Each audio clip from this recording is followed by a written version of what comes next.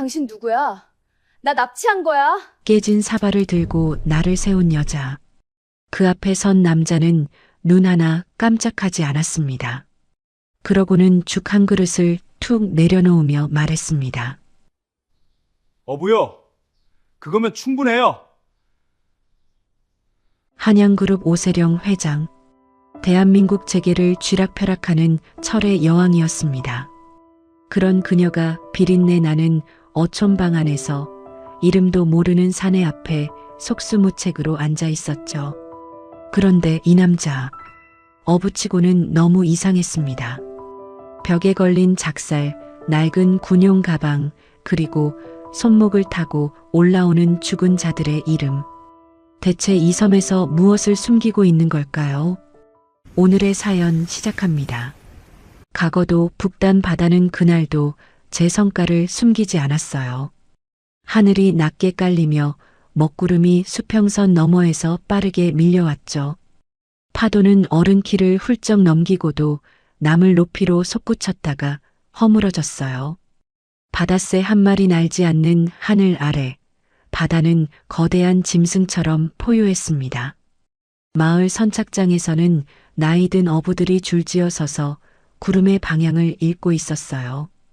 그중 한 노인이 바다를 손가락으로 가리키며 중얼거렸습니다. 오늘은 아무도 나가면 안 돼.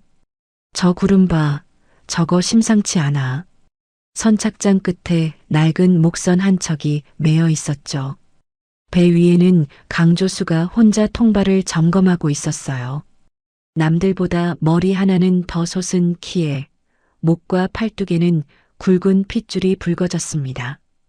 그의 얼굴에는 수십 번의 폭풍을 혼자 견뎌낸 사람의 흔적이 새겨져 있었죠. 반쯤 기운 낡은 모자, 챙 아래 두 눈은 파도의 움직임을 천천히 훑쳤어요. 조수야, 오늘은 집에 있어. 제발. 이장 박복순 노인이 선착장 끝까지 걸어와 조수의 배에 손을 얹으며 말했습니다. 조수는 통발에서 눈을 떼지 않은 채 짧게 대답했어요. 뭐가 걱정이에요? 뭐가 걱정이냐고. 저 파도 안 보여. 오늘 나갔다간 뼈도 못 추려. 박복순이 두 손을 허리에 짚으며 목소리를 높였습니다. 조수는 그제야 고개를 들어 바다를 한번 훑쳤어요. 그러고는 아무 말 없이 밧줄을 풀기 시작했죠. 이 사람아. 박복순이 밧줄을 낚아채며 외쳤습니다. 나 혼자 살다 혼자 죽을 거니까 걱정 마세요. 조수가 박복순의 손에서 밧줄을 천천히 빼내며 말했어요. 박복순은 그 눈빛을 마주하다가 결국 손을 놓았죠. 15년 동안 저 눈빛을 이길 방법을 한 번도 찾지 못했습니다. 조수의 목선이 선착장을 떠났어요. 어부들은 말없이 그 배가 파도 속으로 사라지는 걸 지켜봤죠. 누군가 작게 혀를 찼습니다. 저 사람은 대체 뭘 찾으러 매번 저러는 거야? 아무도 대답하지 않았어요. 같은 시각 가거도에서 30해리 떨어진 바다 위에는 길이 20m짜리 흰 요트 한 척이 거친 파도를 가르고 있었습니다. 요트 이름은 한양호였죠. 선체에는 한양그룹의 파란 로고가 선명하게 새겨져 있었어요. 가판이 오세령이 두 손으로 키를 잡고 서 있었습니다. 검은 항해복 위로 바람이 거세게 몰아쳤지만 세령은 눈 하나 깜짝하지 않았어요. 짧게 묶은 머리카락이 바람에 채찍처럼 날렸지만 세령의 시선은 수평선에 단단히 박혀 있었죠. 세령의 비서 최진아가 선실 입구에 매달린 채 소리쳤습니다. 회장님, 기상청에서 방금 긴급 경보 떴어요. 지금 바로 항로를 바꾸셔야 해요. 어느 방향으로? 세령이 키에서 눈을 떼지 않은 채 물었어요. 육지 쪽으로요. 지금 이 방향으로 계속 가시면 안 됩니다. 이 항해 내가 직접 끝낸다고 했어. 세령이 짧게 잘라 말했습니다. 최진아가 선실문을 붙잡은 채 표정을 굳혔죠. 회장님, 들어가 있어. 세령의 목소리는 파도 소리에도 묻히지 않았어요. 최진아는 입술을 꽉 깨물다가 결국 선실 안으로 들어갔습니다. 세령은 다시 수평선을 바라봤어요. 이사회가 떠올랐죠. 박두한 부회장의 그 눈빛이 떠올랐습니다. 회의 테이블 끝에서 자신을 바라보던 그 차갑고 계산된 눈빛이요. 버텨봐. 세령아. 결국 네가 먼저 무너질 테니까. 그 말을 입 밖으로 꺼내지는 않았지만 세령은 그의 눈에서 그 문장을 읽었습니다. 그래서 이 항해를 결심했죠. 혼자서 배를 몰고 돌아온다는 걸 보여주려 했어요. 회사에도, 이사회에도, 그리고 자신에게도요. 그 순간이었습니다. 엔진이 처음으로 불규칙하게 떨렸어요. 세령이 계기판을 내려봤습니다. 엔진 온도가 비정상적으로 치솟고 있었죠. 그리고 하늘이 갑자기 어두워졌어요. 눈 깜짝할 새였습니다. 구름이 사방에서 합쳐지며 하늘을 완전히 덮었죠. 번개가 수평선을 찢었어요. 천둥 소리가 온몸을 타고 흘렀습니다. 최진아. 세령이 선실을 향해 불렀어요. 대답이 없었습니다. 최진아. 세령이 키를 잠그고 선실 문을 당겼죠. 선실 안에서 최진아가 위성 전화기를 들고 어딘가에 연신 전화를 걸고 있었어요. 전화기 액정이 빨갛게 깜빡였습니다. 통신 불가였죠. 기지국이 먹통이에요. 최진아가 창백한 얼굴로 전화기를 내려놓으며 말했어요. 그 순간 요트 전체가 크게 기울었습니다. 집채만한 파도가 선체를 옆으로 덮쳤죠.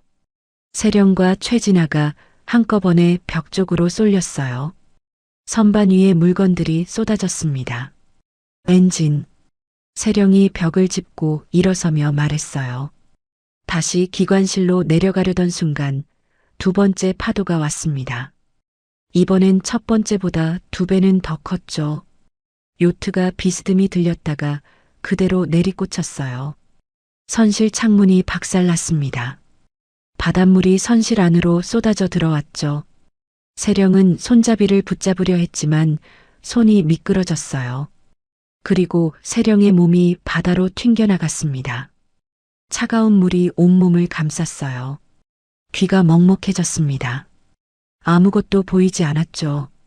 위아래도 없었어요. 구명조끼가 세령의 몸을 물 위로 밀어 올렸습니다. 세령이 수면 위로 얼굴을 내밀며 기침을 토했어요. 눈을 떴지만 파도가 시야를 삼켰죠. 요트는 이미 반쯤 뒤집혀 있었습니다. 최진아의 목소리가 멀리서 들렸다가 파도 소리에 잠겼어요. 세령은 팔을 저었습니다.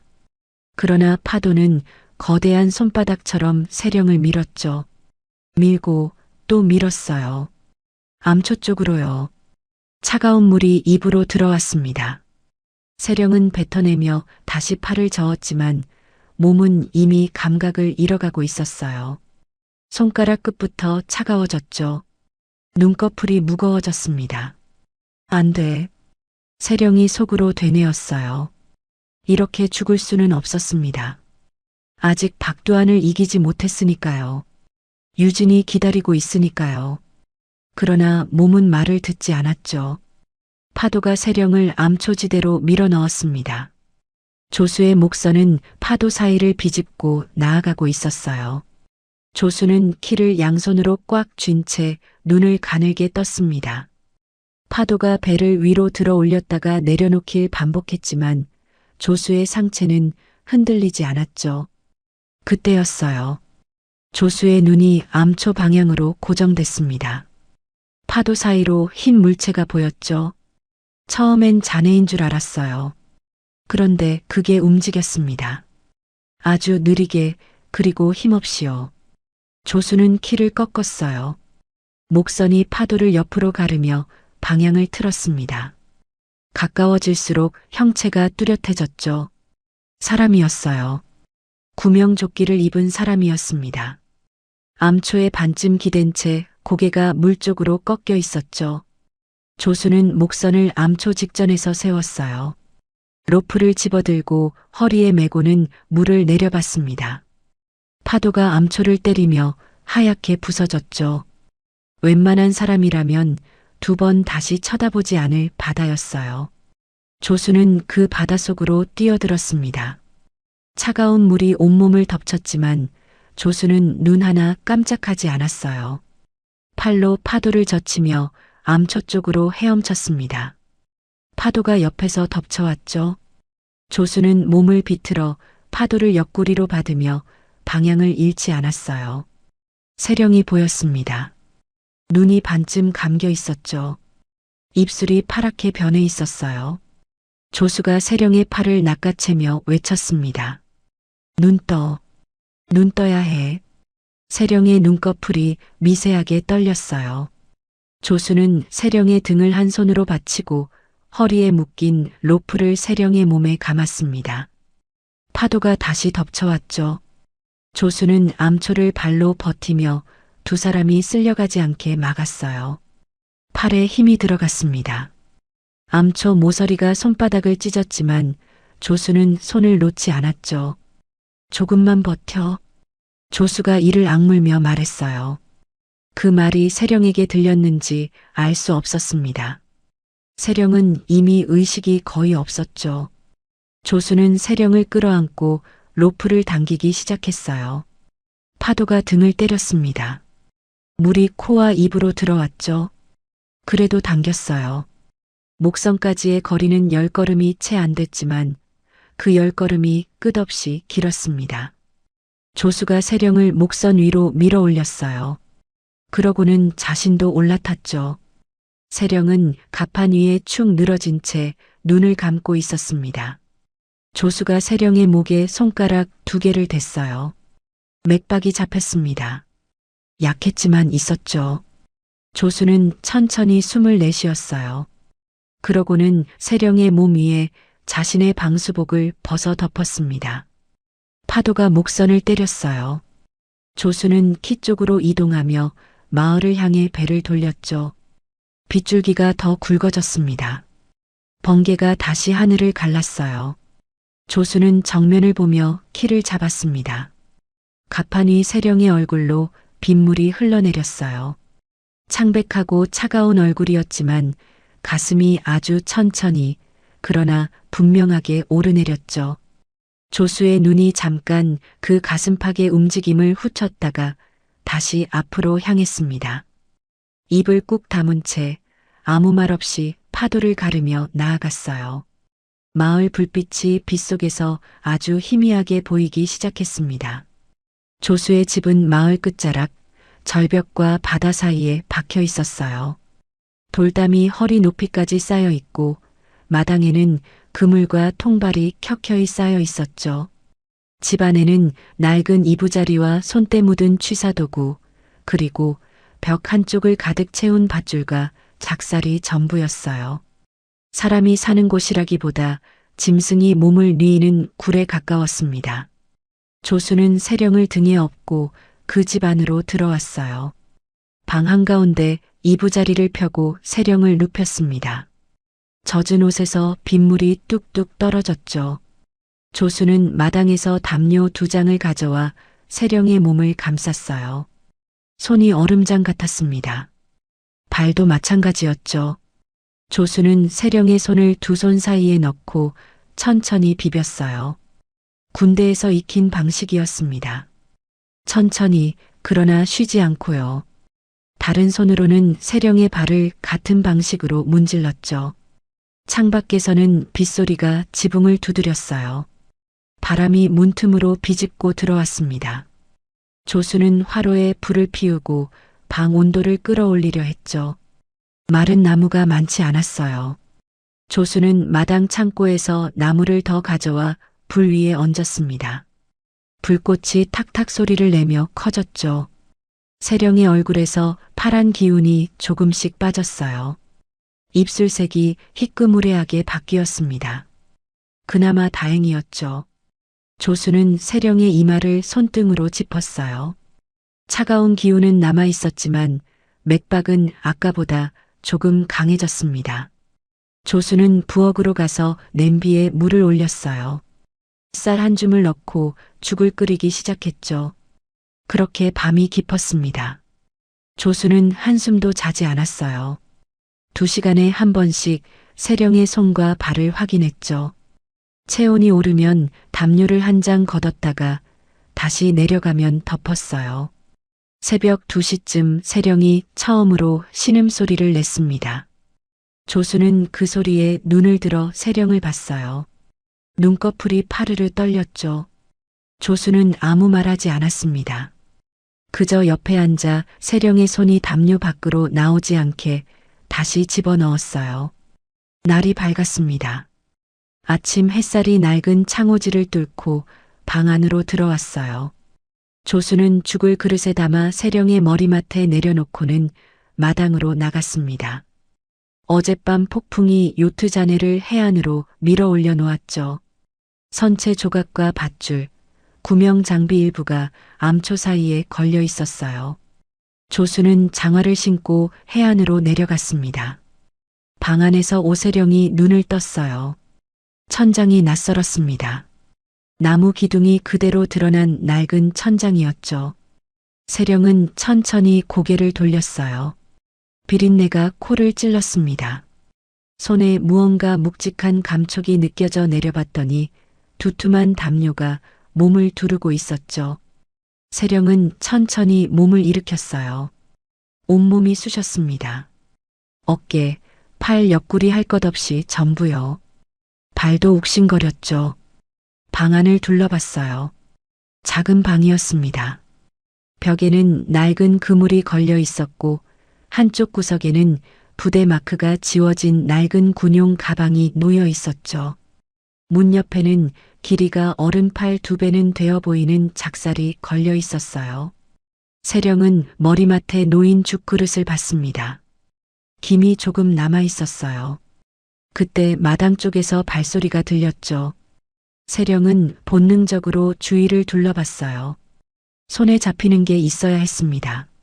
머리맡 옆에 빈 사발 하나가 뒤집혀 있었죠. 세령은 그걸 집어들었어요. 손목에 힘을 줬습니다. 문이 열렸어요. 조수가 들어왔습니다. 물에 젖은 장화를 신고 손에는 밧줄 한 타래가 들려 있었죠. 방 안을 보더니 세령이 사발을 들고 서 있는 걸 발견했어요. 조수는 멈췄습니다. 두 사람이 서로를 봤어요. 세령이 사발을 꽉 쥔 채 목소리를 높였습니다. 당신 누구야? 여기가 어디야? 조수는 대답하지 않았어요. 장화를 벗어 문 옆에 세우고 방 안으로 들어왔습니다. 가까이 오지 마. 세령이 사발을 앞으로 내밀며 말했어요. 조수는 세령을 한번 보더니 죽그릇을 손가락으로 가리켰습니다. 식기 전에 먹어요. 그 말이 전부였어요. 조수는 다시 문 쪽으로 돌아서서 나갔습니다.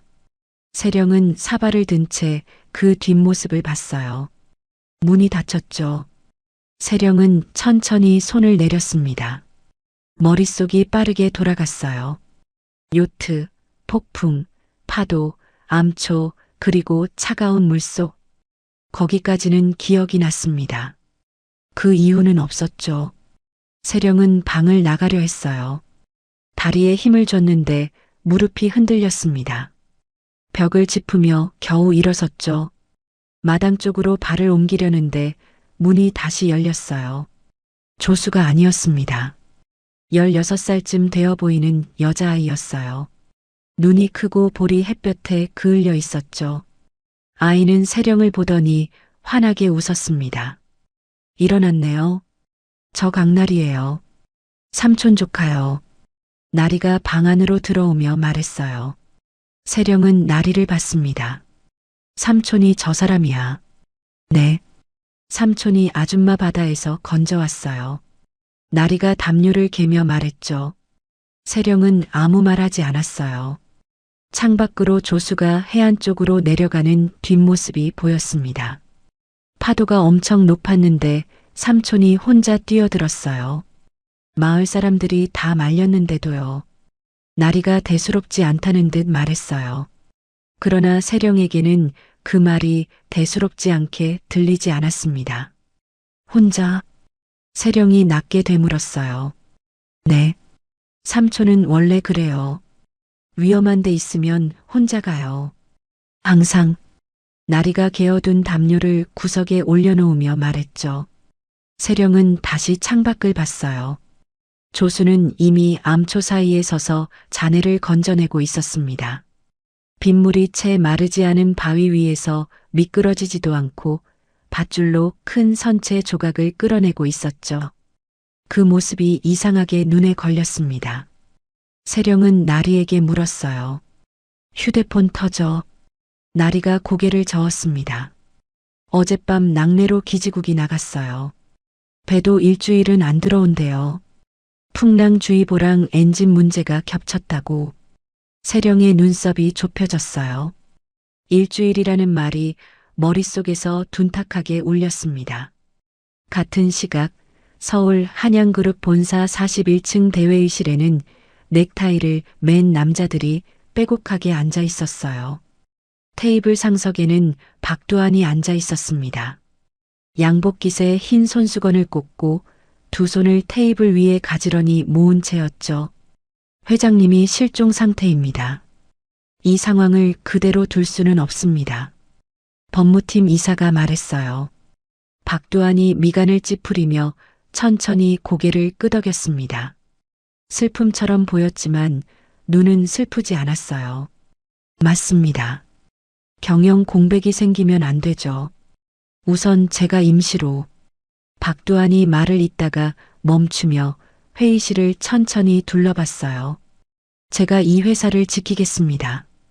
회장님이 돌아오실 때까지. 회의실 안이 조용해졌습니다. 창밖으로 서울 하늘이 맑게 개어 있었죠.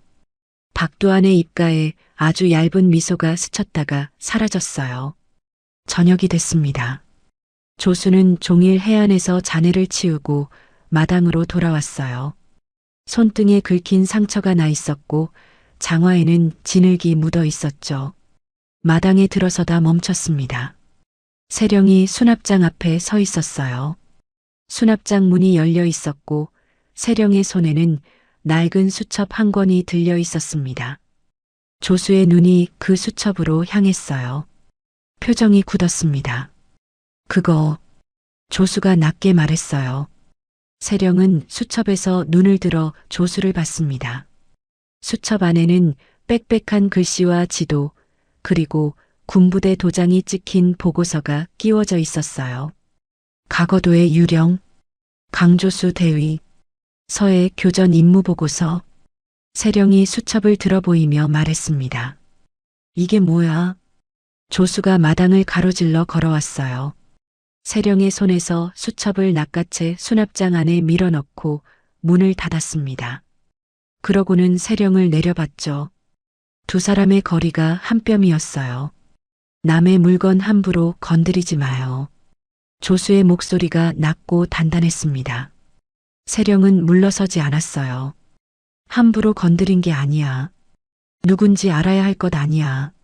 날 구한 사람이 누군지. 어부야. 그거면 충분해요. 조수가 돌아서며 말했습니다. 강조수 대위. 세령이 그 뒷모습을 향해 말했어요. 조수의 발이 멈췄습니다. 서해 교전. 부하 12명. 세령이 천천히 말을 이어갔어요. 조수가 고개를 돌리지 않은 채 서 있었습니다. 등 근육이 눈에 띄게 단단해졌죠. 나가요. 조수가 짧게 말했어요. 무슨 일이 있었던 거야? 나가라고 했어요. 조수가 돌아서며 말했습니다. 목소리가 처음보다 한층 더 낮아져 있었어요. 눈빛이 달랐죠. 세령은 그 눈을 마주했습니다. 잠깐이었어요.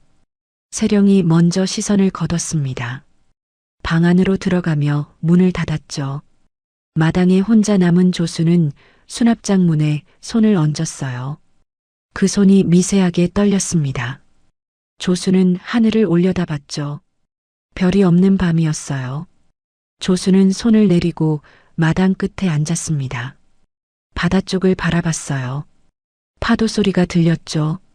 파도 소리 안에서 아주 먼 곳에서 누군가의 목소리가 섞여 들어오는 것 같았습니다.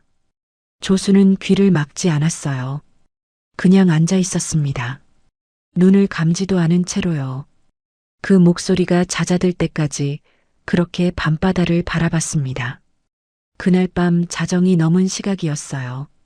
마당 담장 너머로 그림자 두 개가 천천히 움직였습니다. 창문을 향해 다가오는 그림자였죠. 조수의 눈이 그쪽으로 향했어요. 조수는 벽에 걸린 작사를 손으로 감쌌습니다. 몸 전체의 감각이 한 곳으로 집중되는 것이 느껴졌죠. 15년 동안 잠들어 있던 감각이었어요. 새벽 2시였어요. 담장 너머 그림자 두 개가 창문 쪽으로 다가오다 멈췄습니다. 한 놈이 창문에 얼굴을 들이밀며 안을 들여다봤죠. 그 순간 등 뒤에서 차가운 쇠끝이 목덜미에 닿았어요. 엎드려. 조수가 작살 끝을 목에 댄 채 낮게 말했습니다. 그림자가 굳었죠. 두 번째 놈이 달아나려 했어요. 조수는 첫 번째 놈을 담장에 밀어붙인 채 발을 뻗어 두 번째 놈의 발목을 걸었습니다. 두 번째 놈이 마당 흙바닥에 납작하게 엎어졌죠. 조수는 두 사람의 손목을 밧줄로 묶어 담장에 묶어놨어요. 그러고는 품 안에서 나온 휴대폰을 확인했습니다. 사진이 잔뜩 저장돼 있었죠. 조수의 집, 창문, 마당, 그리고 세령의 얼굴이 찍힌 사진이었어요. 조수는 휴대폰을 마당 바닥에 내려놓고 발로 밟았습니다. 액정이 부서지며 불빛이 꺼졌죠. 다음 날 아침이었어요. 세령이 방에서 나왔을 때 담장에 두 남자가 묶여 있었습니다. 두 사람 모두 고개를 숙인 채 아무 말이 없었어요. 세령은 그 모습을 보다가 마당에 서 있는 조수를 봤죠. 저 사람들 누구야? 세령이 물었어요. 몰라요. 조수가 짧게 말했습니다. 몰라서 묶어놨어. 알면 더 위험해지니까. 조수는 그 말을 끝으로 마당 창고 쪽으로 걸어갔어요. 세령은 묶인 두 남자를 다시 봤습니다. 두 사람의 옷차림이 마을 사람과 달랐죠. 등산화, 방수 재킷, 손목에 차인 검은 시계. 세령의 눈이 좁혀졌어요. 박두한이었습니다. 세령은 직감적으로 알았죠. 그날 오후 나리가 마을에서 돌아오며 신문지 뭉치를 들고 들어왔어요. 뭔가 좋지 않은 표정이었습니다. 이거, 나리가 세령 앞에 신문지를 펼쳤어요. 인터넷 기사를 출력한 것이었습니다. 제목이 굵은 글씨로 박혀 있었죠. 한양그룹 오세령 회장, 섬어부와 잠적 의혹, 심신미약 가능성 제기. 세령은 그 글씨를 읽었어요. 손가락 끝이 종이 모서리를 꾹 눌렀습니다. 기사 옆에는 세령의 요트 사진과 각오도 지도가 나란히 실려 있었죠. 나리가 조심스럽게 말했어요. 마을에 소문이 돌아요. 어떤 아줌마가 삼촌이랑 도망쳐 숨었다고. 세령은 신문지를 내려놨습니다. 아무 말하지 않았어요. 그러나 턱선이 단단하게 굳어 있었죠. 마당에서 조수가 들어왔어요. 손에 물이 묻어 있었고 점심을 짧게 해치우려는 눈치였습니다. 나리가 조수에게도 신문지를 내밀었죠. 조수는 한 줄 읽다 멈췄어요. 나리를 봤다가 세령을 봤습니다. 세령은 조수의 시선을 받지 않았어요. 창밖을 보고 있었죠. 조수가 신문지를 나리에게 돌려주며 말했어요. 신경 꺼. 삼촌, 이러다 삼촌 이름도 나오면 어떡해. 나리가 걱정스럽게 말했습니다. 나왔다고 달라질 거 없어. 조수가 수저를 집으며 짧게 말했어요. 나리는 더 말을 잇지 못했습니다. 세령이 자리에서 일어나 방으로 들어갔어요. 문을 닫는 소리가 났습니다. 조수는 밥그릇을 보다가 숟가락을 내려놨죠. 이틀이 지났어요. 풍랑주의보는 풀릴 기미가 없었습니다. 세령은 조수의 집에서 아무것도 하지 않고 있을 수가 없었어요. 가만히 앉아 있으면 이사회가 떠올랐고 박도환의 얼굴이 떠올랐죠. 그럴수록 몸이 굳는 것 같았습니다. 나리가 아침 일찍 멸치를 들고 마당으로 나왔어요. 오늘도 건조 작업이 있다고 했습니다. 마을 아주머니들이 해변에 모여 멸치를 널어 말린다고 했죠. 세령은 나리를 따라갔어요. 아무도 오라고 하지 않았지만 방 안에 있는 것보다는 나았습니다. 해변에는 나이든 아주머니 5명이 멸치 채반을 펼치고 있었어요. 세령을 보더니 수군거렸죠. 세령은 모른 척하고 빈 채반을 집어들었습니다. 이건 어떻게 해요? 세령이 옆에 선 아주머니에게 물었어요. 아주머니가 세령을 위아래로 훑더니 채반을 빼앗아 시범을 보였습니다. 이렇게 고르게 펴야 해. 겹치면 안 말라. 세령은 말없이 따라했어요. 처음엔 손이 어색했습니다. 멸치가 자꾸 한쪽으로 몰렸죠. 아주머니가 혀를 차며 다시 보여줬어요. 세령은 2번째엔 더 천천히 폈습니다. 고르게 됐어요. 아주머니가 아무 말 없이 고개를 끄덕였죠. 그렇게 2시간이 흘렀어요. 세령의 손에 비린내가 배었습니다. 손톱 밑에 멸치 비늘이 끼었죠. 그런데 이상하게도 머리가 맑았어요. 이사회도 박도환도 지분도 떠오르지 않았습니다. 그냥 채반 위 멸치만 보였죠. 나리가 옆에 앉아 멸치를 펴다가 세령을 봤어요. 재밌어요. 나리가 물었습니다. 세령은 잠시 생각했어요. 재밌다기보다 세령이 채반을 내려놓으며 말했습니다. 조용하네. 나리가 피식 웃었어요. 그날 저녁이었습니다. 조수가 낡은 목선에 세령을 태웠어요. 세령이 먼저 부탁한 것도 아니었죠. 조수가 그물을 들고 나가다 멈추더니 짧게 말했습니다. 나와요. 세령은 이유를 묻지 않았어요. 그냥 따라갔습니다. 목선이 마을 앞바다를 천천히 나아갔어요. 저녁 노을이 수평선을 붉게 물들이고 있었죠. 조수는 그물을 손질하며 말이 없었습니다. 세령도 말이 없었어요. 한참이 지났죠. 조수가 엔진을 끄자 배가 파도에 살살 흔들렸어요. 그물을 바다에 내리던 조수의 손이 갑자기 멈췄습니다. 엔진이 꺼지며 발생한 진동이 배 바닥으로 전해졌어요. 그 진동이 조수의 손끝을 타고 올라갔습니다. 조수의 눈동자가 흔들렸죠. 숨이 빨라졌어요. 세령이 그걸 봤습니다. 조수의 손이 그물을 놓쳤어요. 그물이 갑판 위에 쏟아졌지만 조수는 그걸 보지 못했습니다. 눈이 멀리 어딘가를 향해 있었죠. 입술이 파르르 떨렸어요. 세령이 몸을 움직였습니다. 조수의 손을 잡았어요. 2 손으로 꼭 감쌌죠. 조수가 세령을 봤습니다. 눈이 초점을 잃은 것 같았어요. 세령이 조수의 손을 누르며 말했습니다. 나 여기 있어. 봐. 나 보여. 조수가 세령의 얼굴을 봤어요. 세령이 조수의 눈을 똑바로 마주했습니다. 숨 쉬어. 나랑 같이. 세령이 천천히 숨을 들이마셨어요. 내쉬었습니다. 다시 들이마셨죠. 조수가 처음엔 따라오지 못했어요. 세령이 조수의 손을 한 번 더 눌렀습니다. 조수가 숨을 들이마셨어요. 느리고 힘들었지만 들이마셨습니다. 내쉬었죠. 2번, 3번. 조수의 눈동자가 천천히 제자리를 찾아왔어요. 입술의 떨림이 잦아들었습니다. 손이 더 이상 떨리지 않았죠. 한참 후 조수가 세령의 손을 내려다봤어요. 세령의 손이 아직 조수의 손을 감싸고 있었습니다. 조수가 천천히 손을 뺐죠. 파도 소리만 들렸어요. 조수가 낮은 목소리로 말했습니다. 15년 전에. 세령은 아무 말하지 않았어요. 마지막 대원이 내 손을 잡고 있었어. 물속에서. 조수의 목소리가 갈라졌습니다. 놓쳤어. 내가 놓쳤어.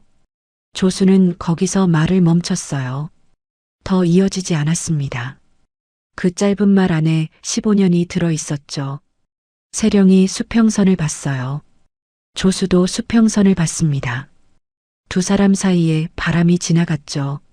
세령이 천천히 입을 열었어요. 나도 놓은 게 있어.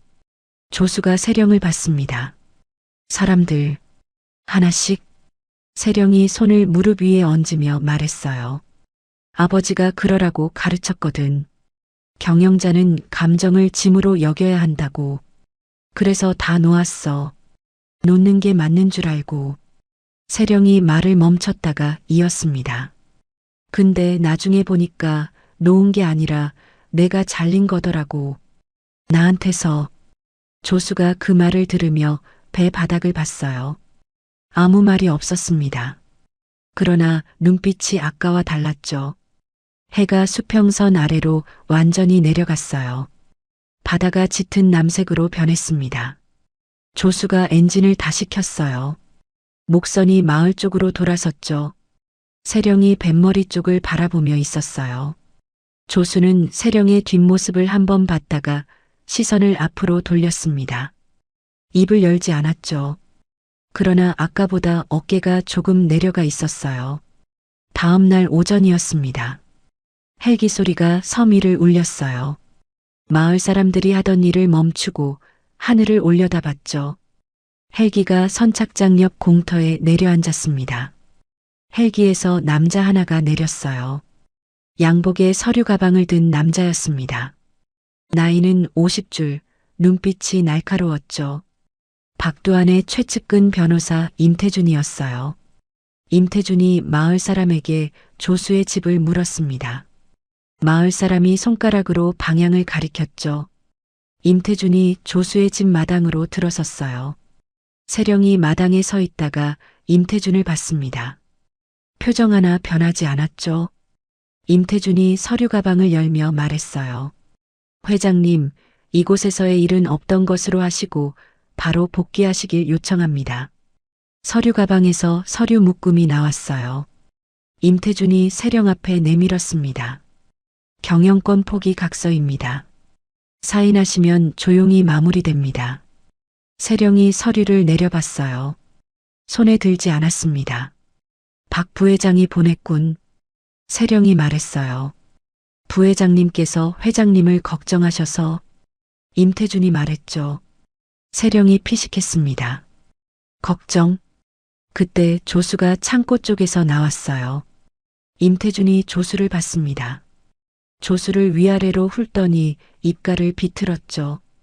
강조수 씨 맞죠? 15년 전 명령 불복종으로 군을 떠난. 임태준이 조수를 향해 말했어요. 지금도 기록은 살아있습니다. 마음만 먹으면 언제든 다시 들춰낼 수 있어요.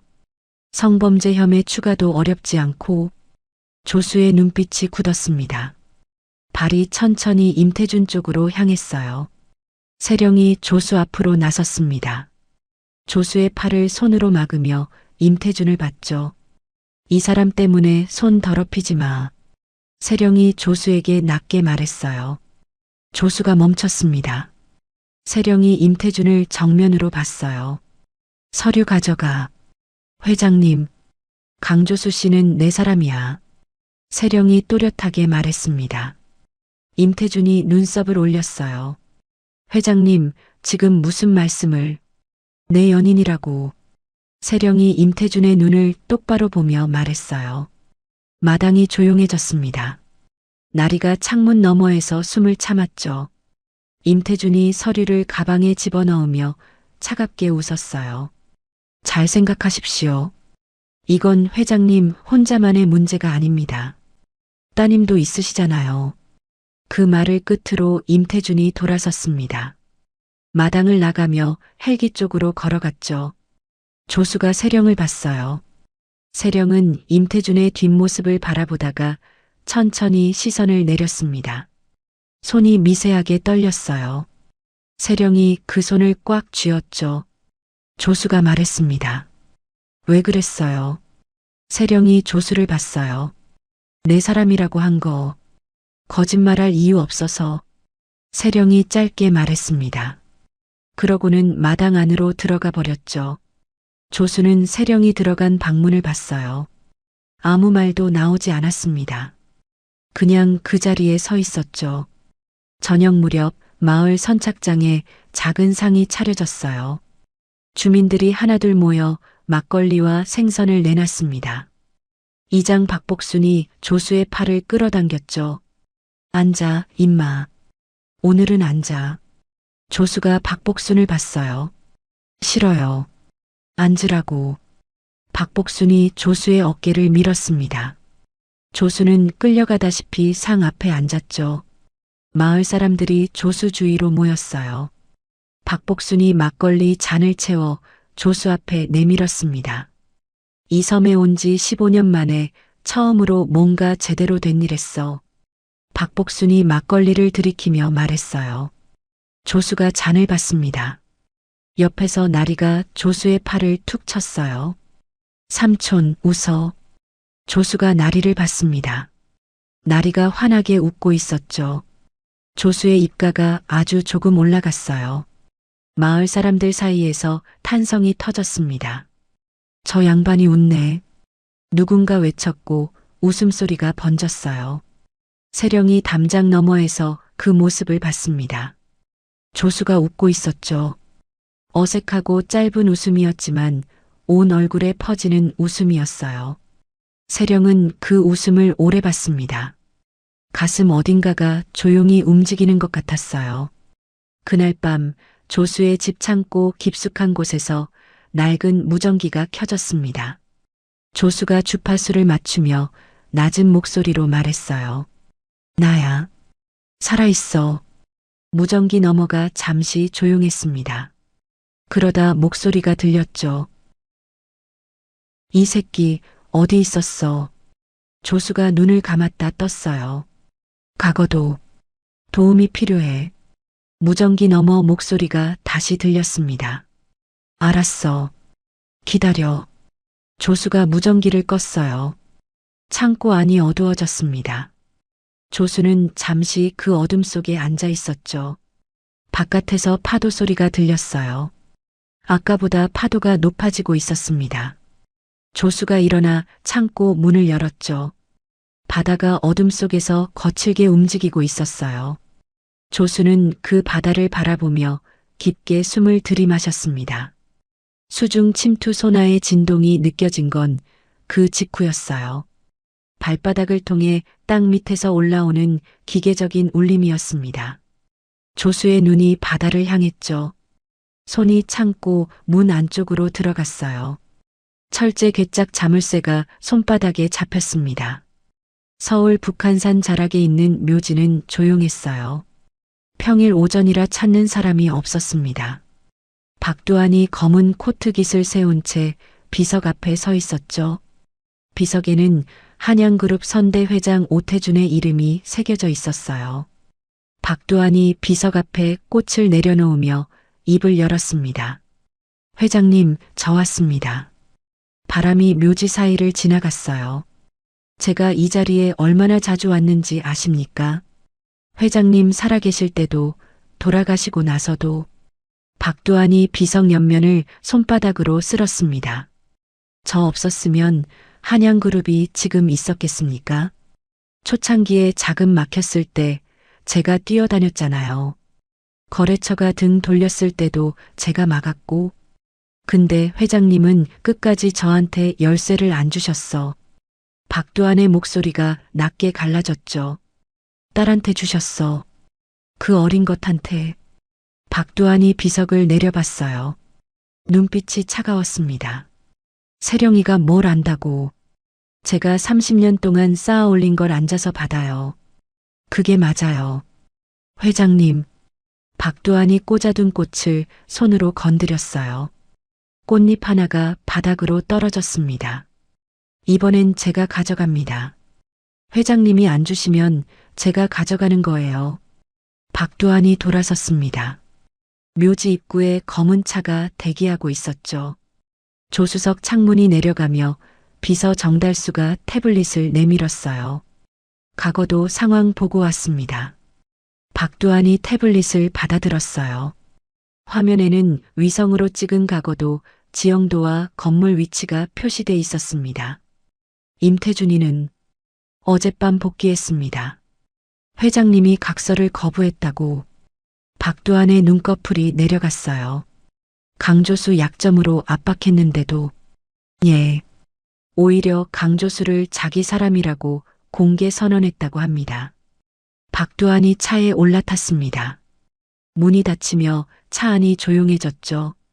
박두한이 태블릿을 무릎 위에 내려놓으며 말했어요. 세령이가 거기 있는 한 이사회는 내 마음대로 안 돼. 정달수가 앞좌석에서 고개를 숙였습니다.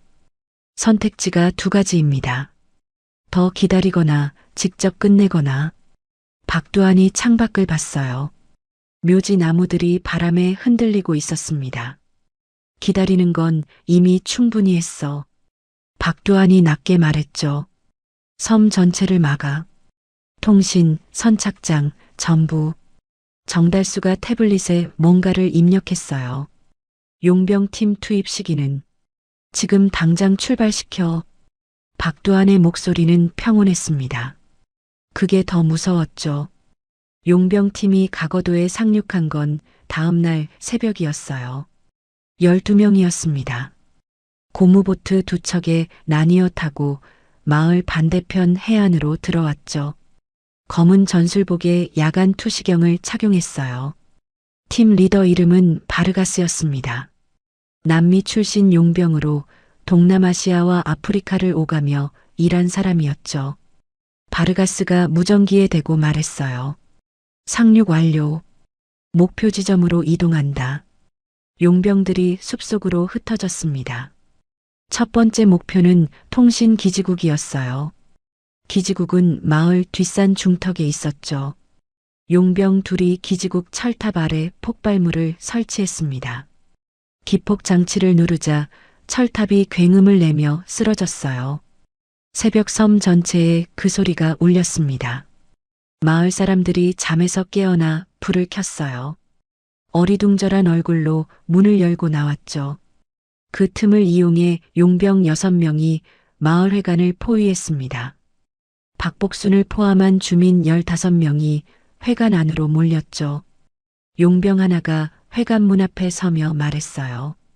나오면 쏜다. 박복순이 회관 안에서 이를 갈았습니다. 이 개같은 놈들이. 옆에 있던 할머니가 박복순의 팔을 잡으며 말했어요. 복순아, 참아. 조수는 기지국 폭발 소리를 듣는 순간 이부자리에서 일어났습니다. 발소리 없이 방을 나왔어요. 마당에 서서 바람 방향을 읽었죠. 화약 냄새가 났습니다. 뒷산 쪽이었어요. 조수가 세령의 방문을 두드렸습니다. 일어나요. 세령이 문을 열었어요. 잠을 자지 않은 듯 눈이 맑았습니다. 무슨 일이야? 왔어요. 조수가 짧게 말했어요. 세령이 그 말의 의미를 바로 알아들었습니다. 조수가 나리의 방으로 갔어요. 나리를 깨웠죠. 나리야, 일어나. 신발 신어. 나리가 눈을 비비며 일어났습니다. 삼촌, 무슨. 말하면서 가. 조수가 나리의 손을 잡고 마당으로 나왔어요. 세령이 따라왔습니다. 조수가 걸음을 빠르게 옮기며 해안 쪽으로 향했어요. 절벽 아래 바위 사이에 낮은 입구가 있었습니다. 바위 틈으로 겨우 어른 하나가 들어갈 크기였죠. 조수가 입구 앞에 서서 바위에 손을 댔어요. 손으로 어딘가를 밀자 바위 안쪽으로 공간이 드러났습니다. 천연 동굴이었어요. 조수가 나리에게 말했습니다. 들어가. 절대 나오지 마. 나리가 동굴 안을 들여다봤어요. 삼촌은. 나는 괜찮아. 삼촌. 나리가 조수의 팔을 잡으며 말했습니다. 눈이 빨개졌죠. 조수가 나리의 머리를 한번 쓰다듬었어요. 그게 전부였습니다. 들어가. 나리가 동굴 안으로 들어갔죠. 조수가 입구에 위장망을 덮었어요. 바깥에서 보면 바위처럼 보였습니다. 세령이 조수를 봤어요. 나도 들어가라고 할 거야. 조수가 세령을 봤습니다. 아니요. 세령이 눈썹을 올렸어요. 쓸 데가 있어요. 조수가 창고 쪽으로 걸음을 옮겼습니다. 세령이 따라갔죠. 창고 아니었어요. 조수가 철제 괴짝 자물쇠를 땄습니다. 뚜껑이 열렸죠. 안에는 방수포에 쌓인 물건들이 빼곡했어요. 단검, 야간 투시경, 로프, 신호탄, 연막탄이 가지런히 놓여 있었습니다. 15년 동안 한 번도 열지 않은 것들이었죠. 조수가 단검을 꺼내 허리에 찼어요. 야간 투시경을 머리에 얹었습니다.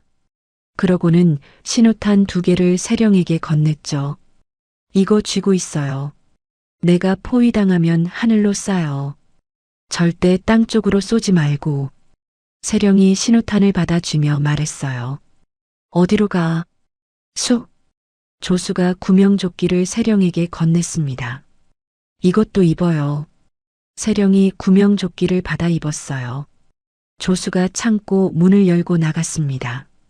야간 투시경을 내리며 어둠 속을 훑었죠. 숲 가장자리에서 용병 하나가 움직이는 게 보였어요. 조수의 눈이 그 움직임을 따라갔습니다. 걸음걸이, 간격, 방향. 몇 명인지, 어디서 오는지, 다음 위치가 어딘지. 전부 머릿속에서 정리됐어요. 조수가 숲 쪽으로 몸을 낮추며 들어갔습니다. 세령은 조수가 어둠 속으로 사라지는 걸 봤어요. 숨을 참았습니다. 손에 쥔 신호탄이 차가웠죠. 숲 안에서였어요. 용병 하나가 나무 사이를 걷고 있었습니다. 야간 투시경을 쓴 채 총을 앞으로 겨누고 있었죠. 발밑에서 뭔가 당겨지는 느낌이 왔어요. 로프였습니다. 그 순간 위에서 그물이 내려왔어요. 용병이 그물에 감겨 넘어지며 외치려는데 입에 천이 막혔습니다. 뒤에서 팔이 목을 감았죠. 용병은 몇 초 만에 축 늘어졌어요. 조수가 용병을 나무에 묶으며 무전기를 빼들었습니다. 무전기에서 바르가스의 목소리가 들렸어요. 3번 응답해. 조수가 무전기를 껐죠. 숲 반대편에서 2번째 용병이 소리를 들었어요. 무전기 응답이 없자 고개를 갸웃했습니다. 방향을 틀었죠. 10걸음을 채 걷지 못했어요. 발 앞에 땅이 꺼졌습니다. 얕게 파둔 함정이었죠. 용병이 구덩이에 빠지며 발목을 삐었어요. 조수가 나무 위에서 내려다봤습니다. 그러고는 조용히 다음 위치로 이동했죠. 바르가스가 무전기를 쥐며 이를 갈았어요. 둘이 끊겼어. 퍼져. 용병들이 흩어졌습니다. 바르가스가 야간 투시경으로 숲을 훑다가 멈췄어요. 나무 사이에 뭔가 있었습니다. 자세히 보니 군용 장비가 담긴 낡은 괴짝 같았죠. 바르가스의 눈이 좁혀졌어요. UDT. 바르가스가 낮게 중얼거렸습니다. 이 섬에 그게 있다는 걸 정보로 들었지만 직접 흔적을 보니 달랐어요. 흥분이 올라왔습니다. 재밌게 됐네. 바르가스가 부하들에게 손짓했어요. 포위망을 좁혔습니다. 절벽 쪽이었어요. 동굴 입구 근처에 용병 2명이 접근했습니다. 위장망 가까이 다가왔죠. 한 명이 위장망을 손으로 밀었어요. 동굴 안에서 나리가 숨을 참았습니다. 손이 떨렸죠. 용병이 위장망을 완전히 거두려던 순간이었어요.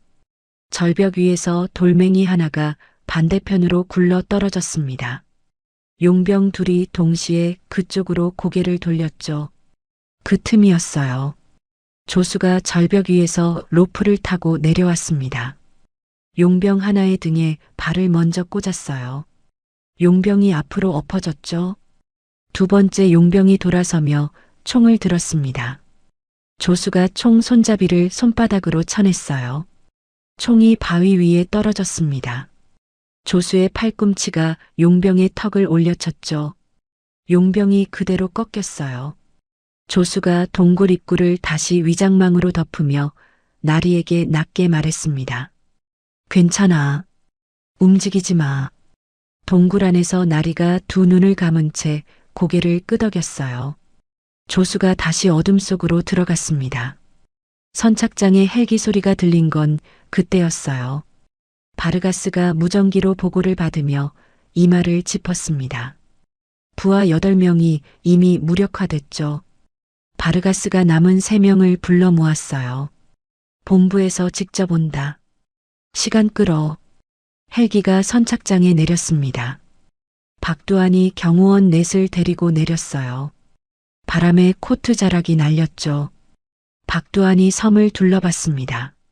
숲 쪽에서 연기가 올랐어요. 박두한이 경호원 쪽을 돌아보며 말했습니다. 조수의 집. 세령이 숲 가장자리에 숨어 있을 때였어요. 등 뒤에서 발소리가 들렸습니다. 세령이 몸을 돌렸죠. 박두한이 서 있었어요. 경호원 둘이 양옆에 섰습니다. 박두한의 손에 권총이 들려 있었죠. 박두한이 세령을 보며 말했어요. 오랜만이네, 세령아. 세령이 박두한을 봤습니다. 눈 하나 깜짝하지 않았어요. 30년이 넘었는데 아직도 그 눈이구나.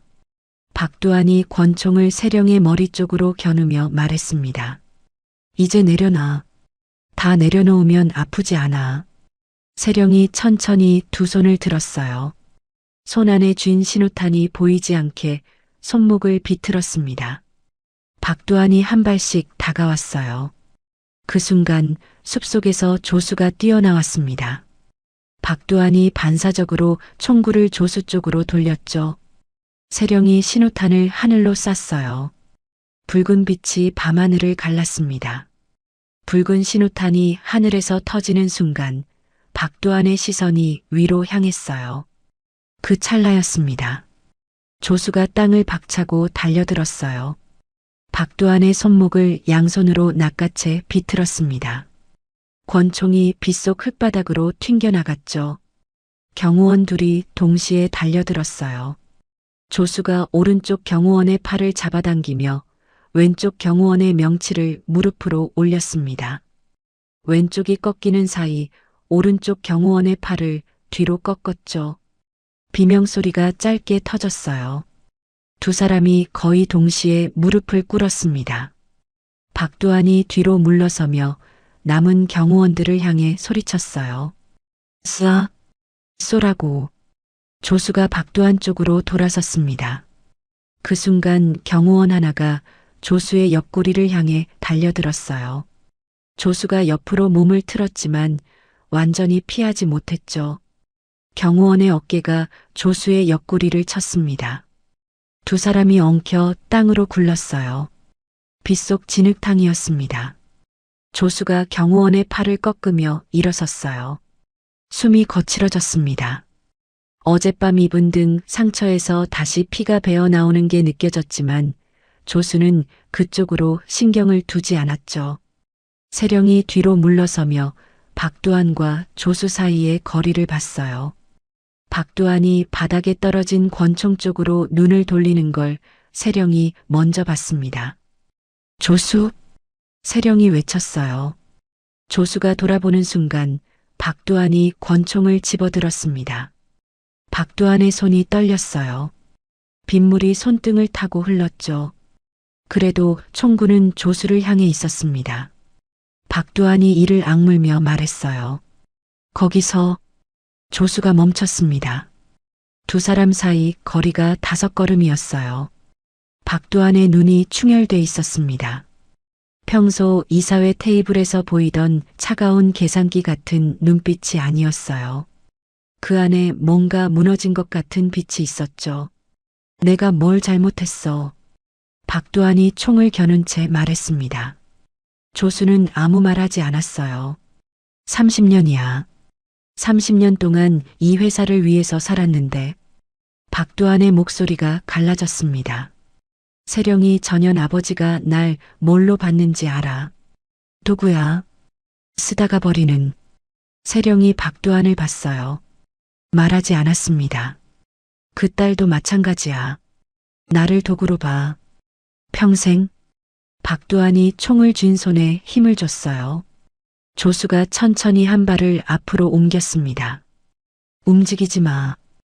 박두한이 소리쳤어요. 조수가 멈추지 않았습니다. 한 발, 또 한 발이었어요. 눈이 총구가 아닌 박두한의 눈을 향해 있었죠. 박두한의 손이 더 떨렸어요. 쏠 거야. 쏴요. 조수가 낮게 말했습니다. 박두한이 눈을 깜빡였어요. 쏠 수 있으면 쏴요. 근데 그 다음은 어떻게 할 겁니까? 조수가 멈추지 않고 걸으며 말했습니다. 섬 전체가 봤어요. 마을 사람들도, 저 동굴 안에 있는 아이들도. 이미 끝났어요. 박두한의 눈이 흔들렸습니다. 조수가 총구 앞 한 걸음 거리까지 왔어요. 박두한의 손이 멈춰 있었죠. 그때였습니다. 숲 가장자리에서 총소리가 났어요. 조수의 몸이 왼쪽으로 꺾였습니다. 어깨였어요. 숨어있던 마지막 저격병이 쏜 총알이 조수의 왼쪽 어깨를 뚫고 나갔죠. 조수가 무릎을 꿇었어요. 세령이 그 모습을 보는 순간 다리가 먼저 움직였습니다. 조수 쪽으로 뛰었어요. 박두한이 그 틈에 다시 총을 들었습니다. 세령을 향해 겨눴죠. 세령이 바닥에 떨어진 권총을 집어들었어요. 두 손으로 박두한을 향해 겨눴습니다. 두 사람이 서로를 향해 총을 겨눈 채 서 있었어요. 빗소리만 들렸습니다. 세령의 손이 떨리지 않았어요. 눈도 흔들리지 않았죠. 그때 조수가 무릎을 짚고 일어서며 세령의 손목을 잡았습니다. 세령이 조수를 봤어요. 조수의 왼쪽 어깨에서 피가 쏟아지고 있었죠. 조수가 세령의 손목을 천천히 아래로 내리며 말했어요. 이렇게 하면 안 돼. 세령이 조수를 봤습니다. 눈이 뜨거워졌어요. 저 사람은 법이 끝내게 해야 해. 우리가 끝내면 안 돼. 조수가 낮은 목소리로 말했습니다. 세령의 손에서 권총이 빠졌어요. 박두한이 그 모습을 보다가 다시 총을 들었습니다. 그 순간이었어요. 마을 쪽에서 횃불빛이 보였습니다. 박복순이었어요. 마을회관을 가두고 있던 용병이 조수에게 제압된 틈을 타 문을 열고 나온 거였죠. 박복순 뒤로 마을 사람들이 낙과 농기구를 들고 줄지어 나왔습니다. 노인들이었어요. 그러나 그 눈빛이 노인의 눈이 아니었죠. 박복순이 박두한을 보며 소리쳤습니다. 총 내려놔. 이 섬에서 우리 건드리면 안 된다는 거 모르냐? 박두한이 주위를 둘러봤어요. 사방이었습니다. 마을 사람들이 반원을 그리며 박두한을 에워싸고 있었죠. 남은 경호원들은 이미 기력을 잃고 바닥에 앉아 있었어요. 바르가스는 어디에도 보이지 않았습니다. 박두한의 권총손이 느리게 내려갔어요. 끝까지 내리지 않았습니다. 그러나 더 이상 올리지도 못했죠. 박두한이 빗속에서 멍하니 서 있었어요. 30년이 허물어지는 소리가 들리는 것 같았습니다. 박복순이 옆에 선 청년에게 말했어요. 잡아. 청년 둘이 달려들어 박두한의 팔을 잡았습니다. 박두한이 발버둥 쳤어요. 나, 놓으라고. 내가 누군지 알아. 알아. 잡혀가는 사람. 박복순이 차갑게 말했습니다. 박두한의 발이 흙 위를 긁었어요. 그러나 양팔이 잡힌 채 더 이상 움직이지 못했습니다. 박두한이 세령을 봤어요. 세령은 조수의 어깨를 붙잡고 있었습니다. 박두한과 눈이 마주쳤지만 세령은 시선을 피하지 않았어요. 박두한이 눈을 감았습니다. 조수가 세령의 손을 뿌리치며 일어서려 했어요. 나 괜찮아요. 괜찮은 사람이 이렇게 피 흘려. 세령이 조수의 팔을 잡아당기며 말했습니다. 세령이 입고 있던 옷겉자락을 찢었어요. 조수의 어깨를 감싸며 천을 눌렀습니다. 조수가 세령의 손을 내려봤어요. 세령의 손에 피가 묻었습니다. 조수가 고개를 들어 세령의 얼굴을 봤어요. 세령의 눈이 빨개져 있었습니다. 턱이 떨렸죠. 그러나 울지 않았어요. 어디서 저런 담력이 나와요. 조수가 낮게 말했습니다. 당신한테서 배웠어. 세령이 천을 더 세게 누르며 말했어요. 조수가 아무 말하지 않았습니다. 세령의 손을 빼내려다 멈췄죠. 그냥 뒀어요. 박복순이 다가왔습니다. 조수야, 살았냐? 살았어요. 이 바보 같은 놈. 박복순이 조수의 멀쩡한 어깨를 손바닥으로 쳤어요. 눈가가 붉었습니다. 박복순이 돌아서며 코를 훌쩍였죠. 마을 사람들이 박두한의 경호원들을 하나씩 잡아먹기 시작했어요. 횃불이 빗속에서도 꺼지지 않고 타올랐습니다. 나리가 동굴에서 나왔어요. 조수를 보더니 뛰어왔습니다. 삼촌. 나리가 조수의 옆에 달라붙었어요. 조수의 팔 옆구리를 두 손으로 잡고 얼굴을 파묻었습니다. 어깨가 들썩였어요. 조수가 나리의 머리 위에 손을 얹었습니다. 아무 말하지 않았어요. 그냥 손을 얹고 있었죠. 세령이 그 모습을 봤습니다. 조수의 어깨를 누르던 손에서 조금씩 힘이 빠졌어요. 빗속에서 조수와 나리의 모습이 흐릿하게 번졌습니다. 세령이 눈을 한번 깜빡였어요. 그러자 빗물인지 눈물인지 모를 것이 턱선을 타고 흘렀습니다. 기상이 풀리기 시작한 건 새벽 4시였어요. 구름이 빠르게 걷히며 별이 보이기 시작했습니다. 바람이 잦아들었죠. 해경 헬기 소리가 멀리서 들려왔어요. 누군가 신호탄이 터지는 걸 보고 신고한 거였습니다. 헬기 2대가 각오도 상공을 선회하다가 선착장 쪽으로 내려왔죠. 해경 대원들이 뛰어나왔어요. 박두한이 수갑을 차고 헬기 쪽으로 끌려갔습니다. 박두한의 발이 모래 위를 질질 끌렸어요. 고개가 아래를 향해 있었죠. 그 옆으로 경호원들이 한 줄로 이어졌습니다. 바르가스는 숲 안에서 해경 대원들에게 발견됐어요. 조수가 만들어둔 그물 덫에 걸려 나무에 매달려 있었습니다. 해경 대원이 조수에게 다가왔어요. 많이 다치셨습니까? 조수가 고개를 저으며 말했습니다. 마을 사람들 먼저요. 대원이 고개를 끄덕이고 돌아섰어요. 세령이 조수 옆에 서서 선착장을 봤습니다. 박두한이 헬기에 오르는 모습이 보였어요. 박두한이 헬기에 오르기 직전 한번 돌아봤습니다.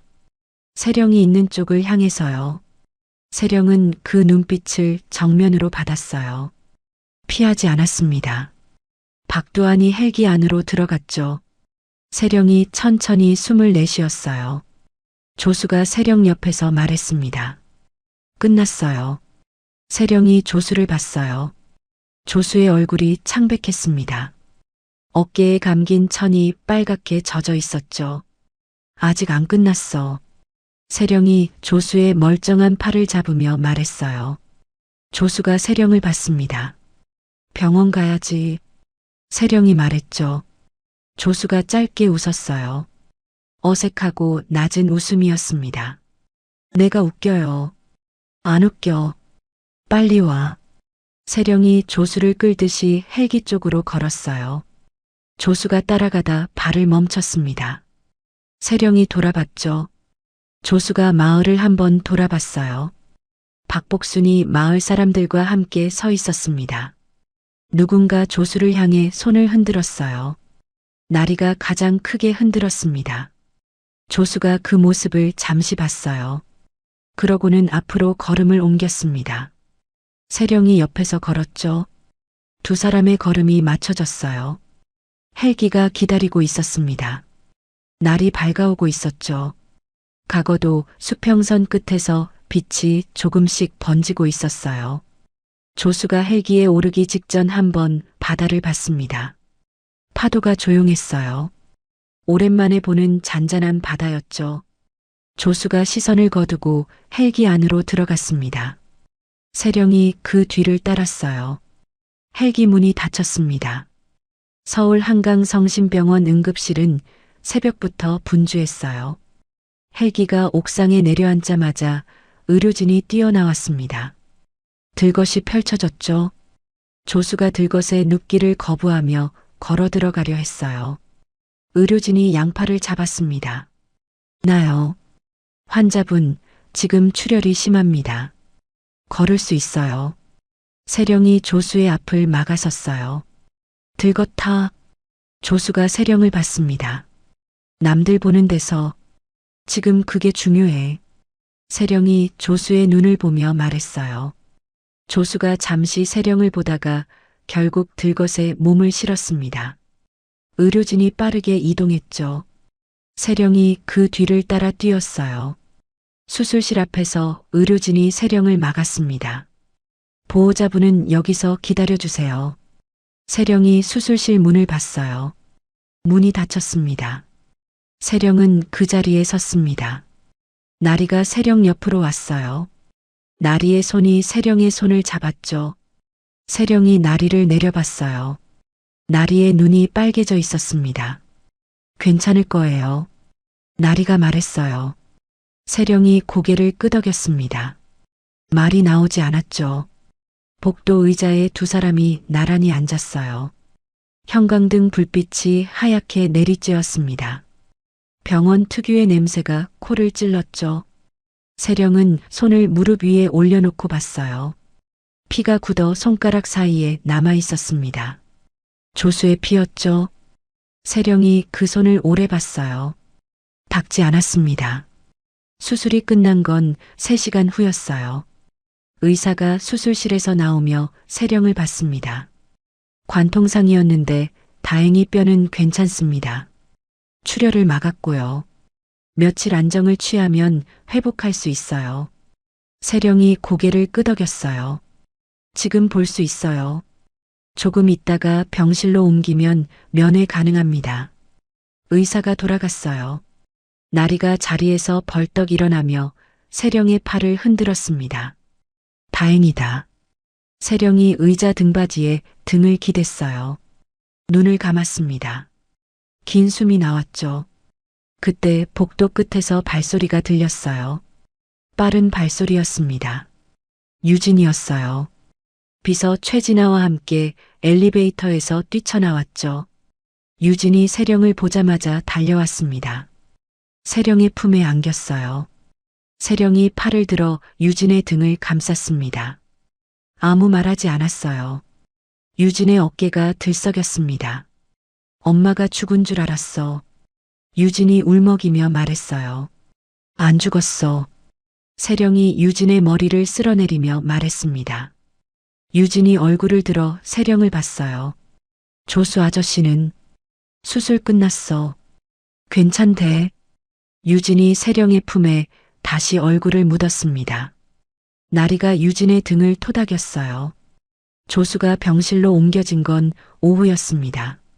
세령이 병실 문을 열고 들어갔어요. 조수가 침대에 누운 채 천장을 보고 있었습니다. 왼쪽 어깨에 두꺼운 붕대가 감겨 있었죠. 수액줄이 팔에 꽂혀 있었어요. 조수가 세령을 봤습니다. 왔어요. 세령이 침대 옆 의자를 끌어당겨 앉았어요. 어때? 불편해요. 2줄. 조수가 수액줄을 내려보며 말했습니다. 뽑지 마. 안 뽑아요. 두 사람이 잠시 말이 없었어요. 창밖으로 서울 낮 하늘이 보였습니다. 파란 하늘이었어요. 과거도 하늘과 비슷한 색이었지만 뭔가 달랐죠. 더 바빠 보였습니다. 조수가 창밖을 보다가 말했어요. 기자들이 밖에 있던데. 알아. 어떻게 할 거예요? 세령이 잠시 생각했어요. 정면으로 나가야지. 조수가 세령을 봤습니다. 쉽지 않을 텐데. 쉬운 거 해본 적 없어? 세령이 말했어요. 조수가 짧게 코웃음을 쳤습니다. 웃음이라고 보기엔 짧았지만 웃음이었어요. 세령이 조수의 손 옆에 자신의 손을 내려놨습니다. 잡지는 않았어요. 그냥 옆에 뒀죠. 조수가 그 손을 내려봤어요. 아무 말하지 않았습니다. 그러나 수액줄이 꽂힌 오른손을 천천히 움직여 세령의 손 위에 얹었어요. 세령이 손을 빼지 않았습니다. 다음 날 아침이었어요. 뉴스가 터졌습니다. 채널마다 같은 화면이 나왔죠. 과거도 무장 용병 사건, 한양그룹 박두한 부회장 현장 체포. 그 아래로 또 다른 자막이 달렸어요.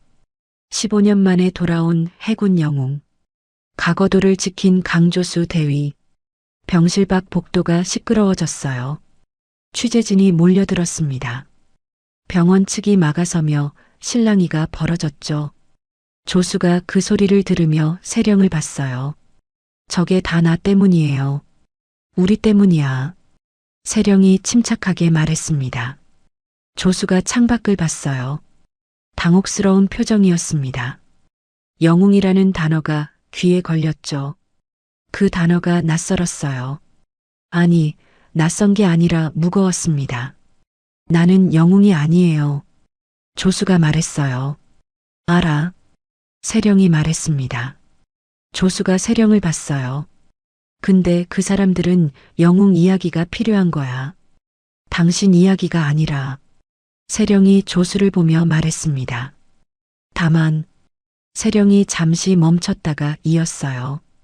당신 명예는 내가 돌려줄게. 그건 이야기가 아니라 사실이니까. 조수가 세령을 오래 봤어요. 아무 말하지 않았습니다. 그러나 표정이 달라졌죠. 뭔가 오랫동안 굳어있던 것이 조금 풀리는 것 같았어요. 이틀이 지났습니다. 세령이 병원 회의실에서 긴급 기자회견을 열었어요. 정장을 입고 단상 앞에 섰습니다. 마이크가 열댓 개 꽂혀 있었죠. 카메라 플래시가 연신 터졌어요. 세령이 서류를 테이블 위에 펼쳤습니다. 두 가지를 말씀드리겠습니다. 세령이 기자들을 천천히 훑으며 말했어요. 첫째, 강조수 씨는 15년 전 서해 교전 당시 부하 12명을 구하기 위해 명령 체계 밖의 판단을 내렸습니다. 그 판단이 없었다면 12명은 돌아오지 못했어요. 세령이 서류를 들어 올렸어요. 이건 당시 작전의 기밀 해제 문서입니다. 그리고 이건 가거도에서 강조수 씨가 용병들로부터 주민들을 보호하는 영상이에요. 세령이 옆에 선 보좌관에게 손짓했습니다. 회의실 옆 화면에 영상이 재생됐어요. 어둠 속에서 조수가 움직이는 장면이었습니다. 소리 없이 빠르게 그리고 정확하게요. 기자들이 화면을 봤어요. 카메라 셔터 소리가 빨라졌습니다. 둘째, 박두한 전 부회장의 비리 증거를 검찰에 제출했습니다. 해외 비자금 계좌 내역과 용병 고용 계약서를 포함해서요. 세령이 서류를 덮었어요. 질문 받겠습니다.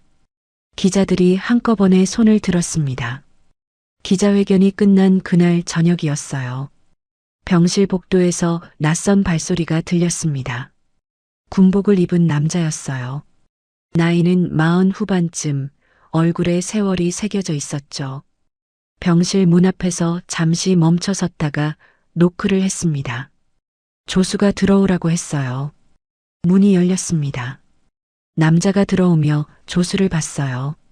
조수가 침대에서 그 남자를 봤습니다. 김 상사. 조수가 낮게 말했어요. 김 상사가 조수 앞에 서서 침대를 봤습니다. 어깨에 감긴 붕대를 받고 수액줄을 봤어요. 입술을 한번 꽉 물었다가 열었습니다. 이 새끼야. 김 상사가 말했어요. 목소리가 갈라졌죠. 살아있었으면 연락을 해야지. 조수가 아무 말 하지 않았어요. 김 상사가 의자를 끌어당겨 조수 옆에 앉았습니다.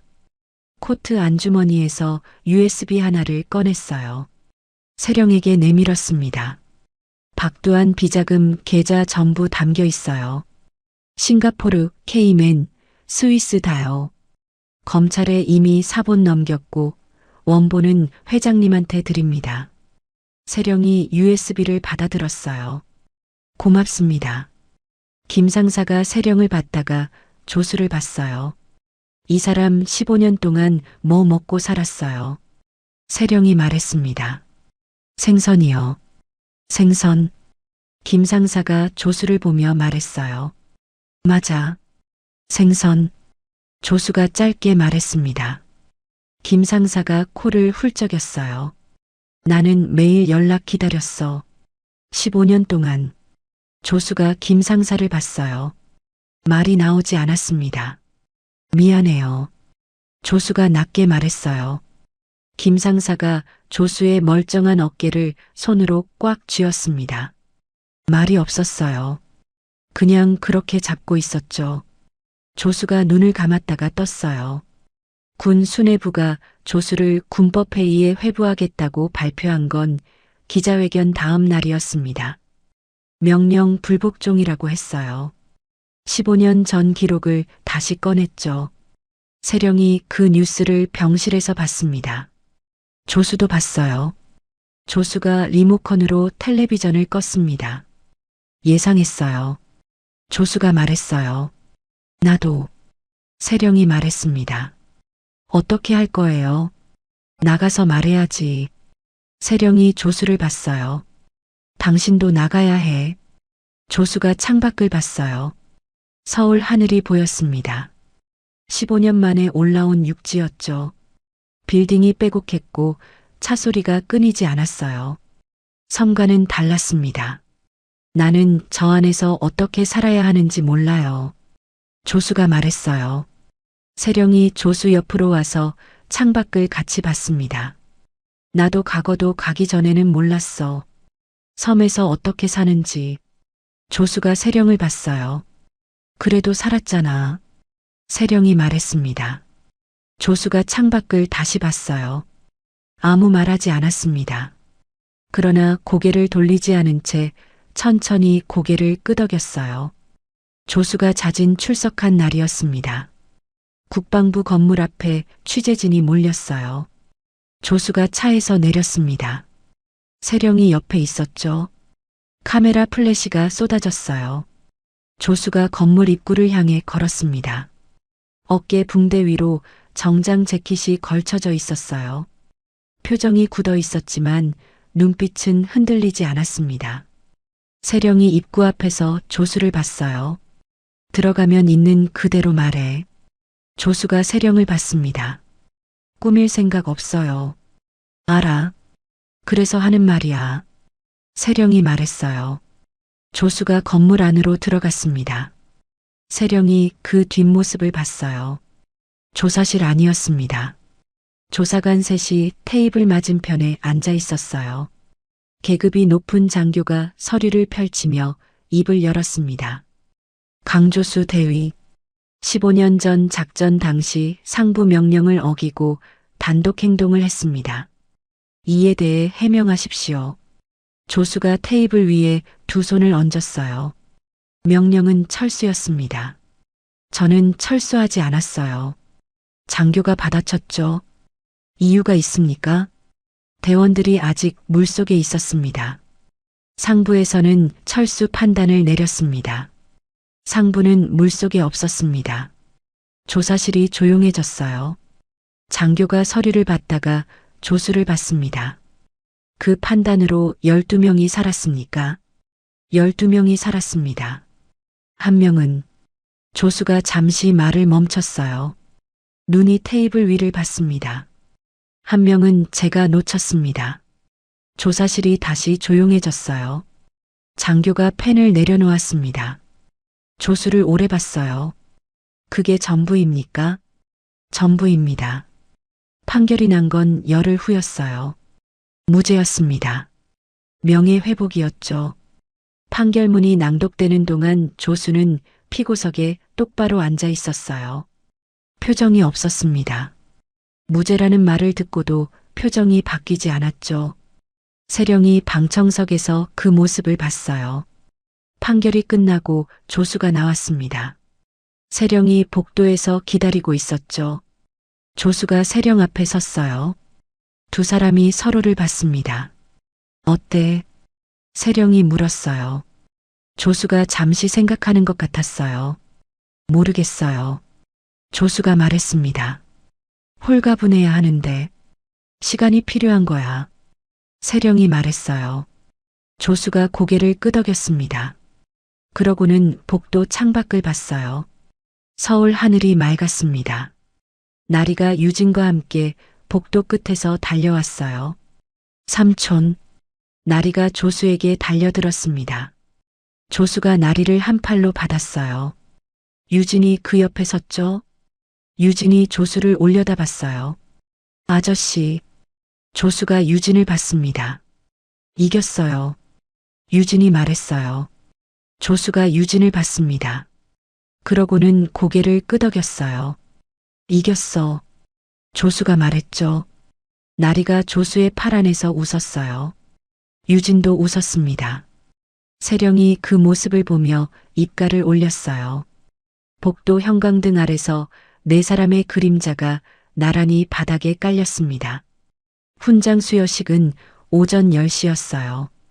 국방부 대강당이었습니다. 행사 시작 1시간 전부터 사람들이 모여들었죠.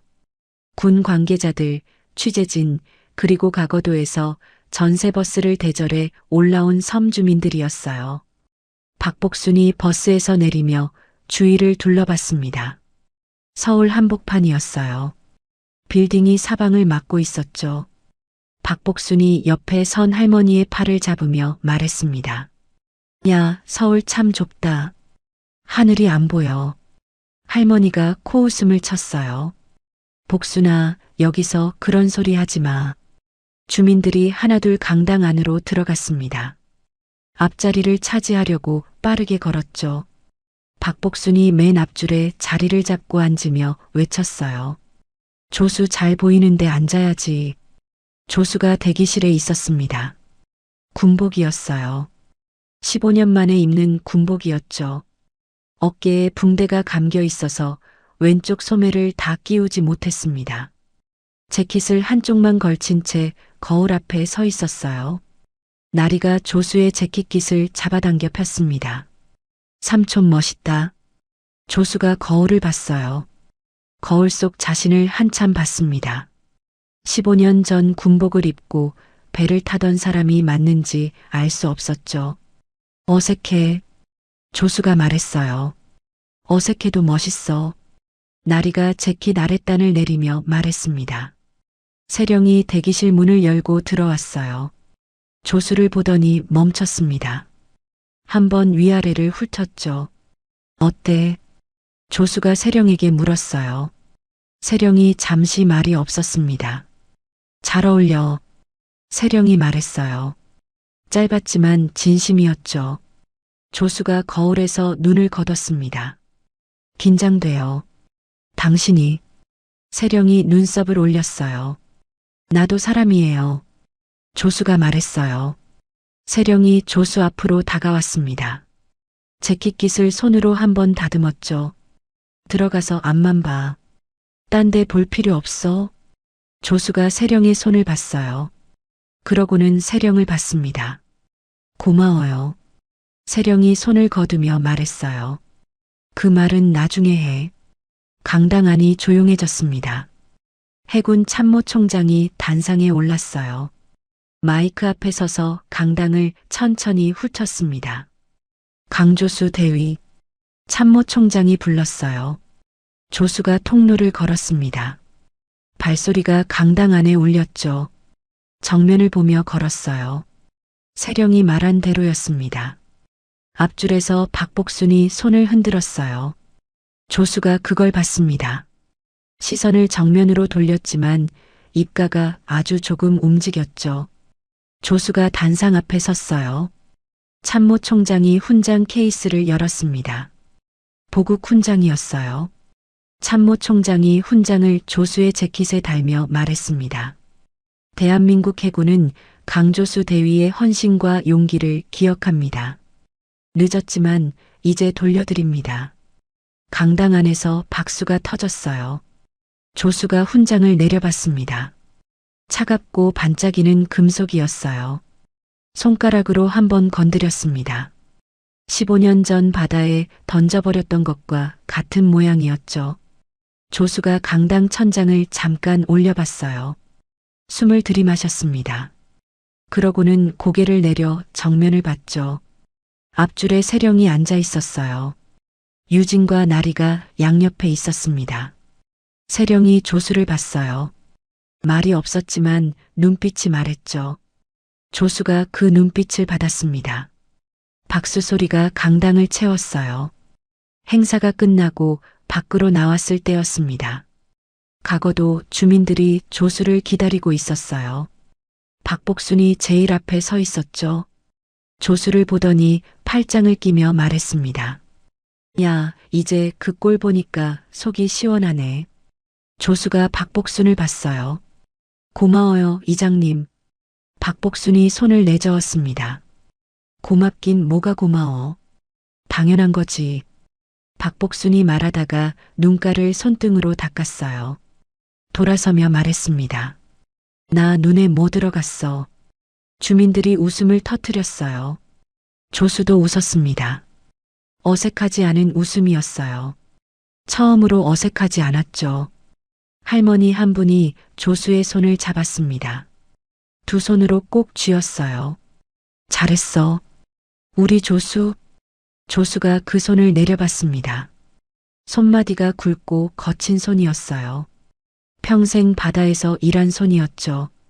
조수가 그 손을 두 손으로 감쌌어요. 고개를 숙였습니다. 아무 말하지 않았지만 그 자세가 전부였어요. 그날 저녁이었습니다. 세령이 한양그룹 창립 기념식에 올랐어요. 대형 연회장이었죠. 임원들과 주주들이 자리를 채우고 있었습니다. 세령이 단상에 서며 마이크를 잡았어요. 오늘 소개할 분이 있습니다. 연회장이 조용해졌죠. 제 삶의 동반자입니다. 세령이 말했어요. 웅성거림이 퍼졌습니다. 사람들이 고개를 돌렸어요. 연회장 입구에서 조수가 들어오고 있었죠. 군복이 아닌 검은 정장이었습니다. 세령이 마련해준 옷이었어요. 조수가 어색한 걸음으로 앞으로 나왔습니다. 시선이 쏟아졌죠. 조수가 그 시선들을 정면으로 받았어요. 세령이 조수 옆에 섰습니다. 임원들을 향해 말했어요. 강조수 씨는 가거도에서 저를 구했습니다. 그리고 이 회사가 사람을 어떻게 대해야 하는지 가르쳐 줬어요. 연회장 안이 조용했습니다. 앞으로 한양그룹은 사람이 먼저입니다. 그게 제가 배운 전부예요. 세령이 임원들을 천천히 둘러봤어요. 박수가 한 명에서 시작됐습니다. 그 박수가 번졌죠. 연회장 전체로 퍼졌어요. 조수가 박수 소리를 들으며 세령을 봤습니다. 세령이 조수를 봤어요. 조수가 낮게 말했습니다. 이런 자리는 아직도 어색해요. 평생 어색할 거야. 세령이 말했어요. 그래도 괜찮아. 조수가 잠시 생각하다가 말했습니다. 그래요. 박두한의 판결이 난 건 2달 후였어요. 살인 미수, 테러 공모, 기업 범죄, 무기징역이었습니다. 판결 소식이 나왔을 때 조수는 가거도에 있었어요. 세령에게 전화가 왔죠. 났어. 세령이 말했어요. 알았어요. 조수가 말했습니다. 그게 다야. 세령이 말했어요. 뭘 더 말해요? 조수가 바다를 보며 말했습니다. 세령이 전화기 너머에서 웃었어요. 조수도 웃었습니다. 전화를 끊고 조수가 바다를 봤어요. 파도가 잔잔했습니다. 박두한이라는 이름이 머릿속에서 가라앉는 것 같았죠. 돌처럼 가라앉아 바닥으로 내려갔습니다. 조수가 숨을 들이마셨어요. 비린 바다 냄새였습니다. 오래된 냄새였죠. 그러나 이제는 그 냄새가 유배가 아니었어요. 그냥 집 냄새였습니다. 나리의 합격 소식이 온 건 그 주 목요일이었어요. 서울예술고등학교였습니다. 유진과 같은 학교였죠. 나리가 합격 문자를 받고 마당에서 소리를 질렀어요. 조수가 창고에서 나왔습니다. 왜 소리 질러? 삼촌, 붙었어? 나리가 휴대폰을 조수 앞에 들이밀었어요. 조수가 화면을 봤습니다. 합격이라는 글자가 보였죠. 조수가 나리를 봤어요. 잘했어. 짧은 말이었습니다. 그러나 나리는 그 두 마디가 어떤 긴 말보다 좋았어요. 나리가 조수의 팔에 매달렸습니다. 서울 가면 보고 싶을 거야. 나리가 말했어요. 서울 못 가는 거 아니야. 조수가 말했습니다. 나리가 조수를 올려다봤어요.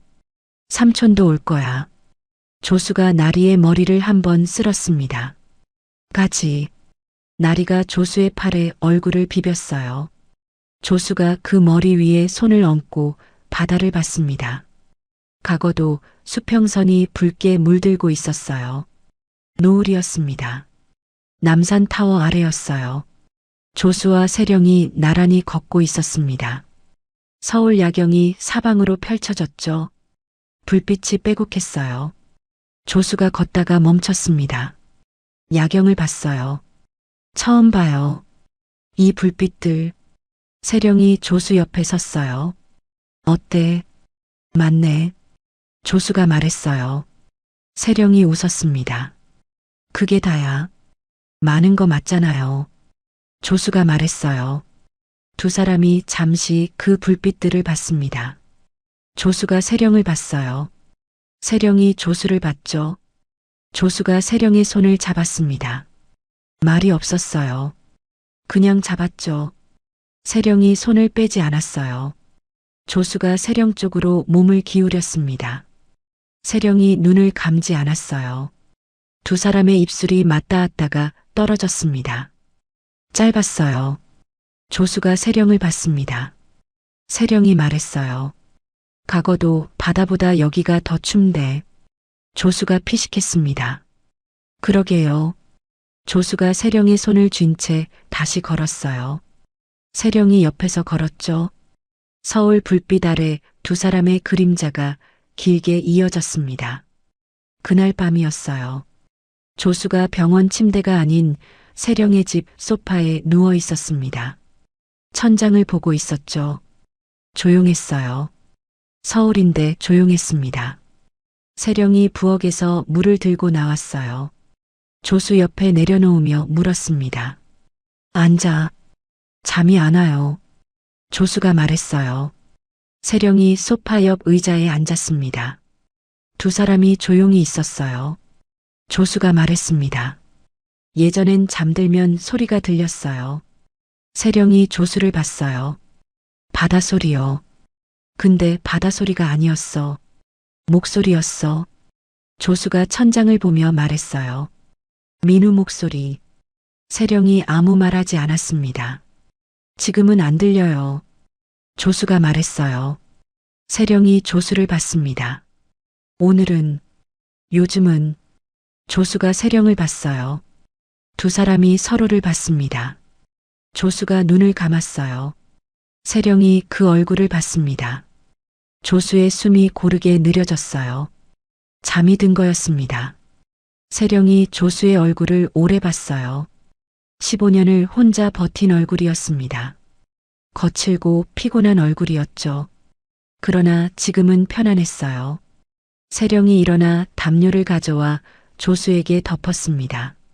조수가 눈을 뜨지 않았어요. 세령이 불을 끄고 창가에 섰습니다.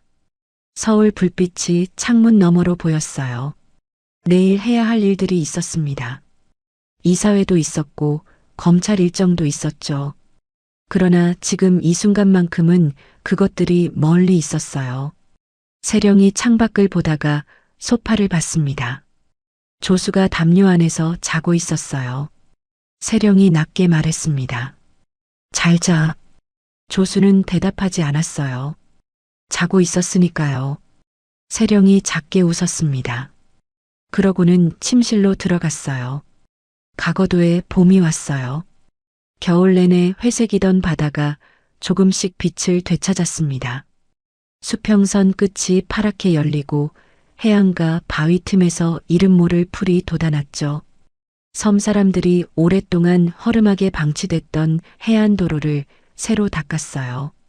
한양그룹 재단에서 지원한 돈으로 의료 차량이 들어왔고 마을 끝에는 새 건물이 올라가고 있었습니다. 건물벽에 글씨가 새겨졌어요. 강조수 오세령 해양재난구조센터. 박복순이 공사 현장을 매일 들렀습니다. 인부들이 작업하는 걸 팔짱 끼고 보다가 한마디씩 했죠. 저기 기둥 더 굵게 해야 해. 바다 바람이 얼마나 센지 알아? 인부가 힘없이 대답했어요. 네, 어르신. 박복순이 고개를 끄덕이며 혼자 중얼거렸습니다. 조수 녀석, 센터장이 됐어. 그 미친 사내가. 박복순이 바다 쪽을 봤어요. 눈가에 주름이 깊게 잡히며 웃었습니다. 완공식 날 아침이었어요. 조수가 센터 앞에 서 있었습니다. 새벽부터 나와 있었죠. 아직 사람들이 오기 전이었어요. 건물이 아침 햇살을 받고 있었습니다. 흰 벽이 반짝였죠. 조수가 그 벽을 손바닥으로 한번 짚었어요. 차가운 시멘트 감촉이었습니다. 조수가 손을 거두고 바다를 봤어요. 파도가 잔잔했습니다.